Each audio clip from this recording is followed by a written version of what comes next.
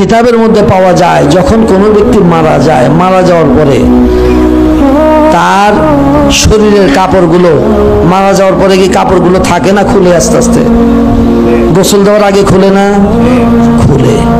এই কাপড়গুলো খোলার পরে থেকে নিয়ে ঠিক একদম আপনার কাফন পরানোর পূর্ব পর্যন্ত এই অল্প সময়ের মধ্যে সে নেককার যদি হয় তাহলে নেক জায়গাগুলো, জান্নাত সেই জায়গাগুলো দেখায়া তাকে আবার তার জায়গায় নিয়ে আসবে। আর যদি বদকার হয় তাকে ওই সময়ের মধ্যে ঘুরেয়া সেই জাহান্নাম দেখায়া দেখায়া তার জায়গা দেখায়া ওইখানে আবার নিয়ে আসবে।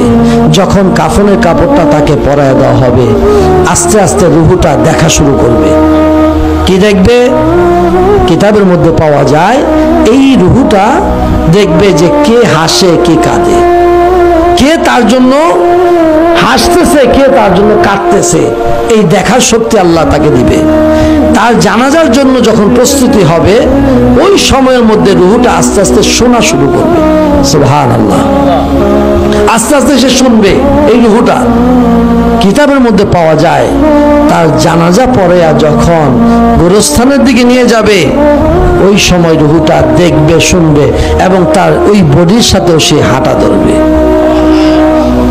এই হাঁটতে হাঁটতে যখন তাকে কবর দেশে রাখা হবে, কবরে রাখার পরে ওই মৃত ব্যক্তির রুহুটাকেও ধরে তার বডির মধ্যে যখন তাকে শোয়া দেওয়া হবে, এই মাটি যখন দেওয়ার পূর্বে চাটাইটা যখন বিছিয়ে দেয়, ওই বিছানোর আগ পর্যন্ত, এই মাটি ঢালার আগ পর্যন্ত তার রুহুটাকেও তার বডির মধ্যে কাফনের কাপড়ের মধ্যে দেওয়া হয়। অবশেষে মাটি দিয়ে যখন সবাই 40 কদম দূরে সরে যায়, দেহের মধ্যে রুহুটাকে প্রবেশ করে দেওয়া হয়। তারপরে শুরু হয়ে যায় তার সওয়াল জবাব। আপনি কোথায় আছেন, কি চিন্তা করতেছেন? এই দৃশ্যগুলো কি আপনার চোখে পড়ে না? এই দৃশ্যগুলো কি আপনার নজরে আসে না? আপনি কি একবারও চিন্তা করলেন না যে আমার বাড়ির এখন বর্তমান আমি মালিক, আমার পূর্বে কে ছিল?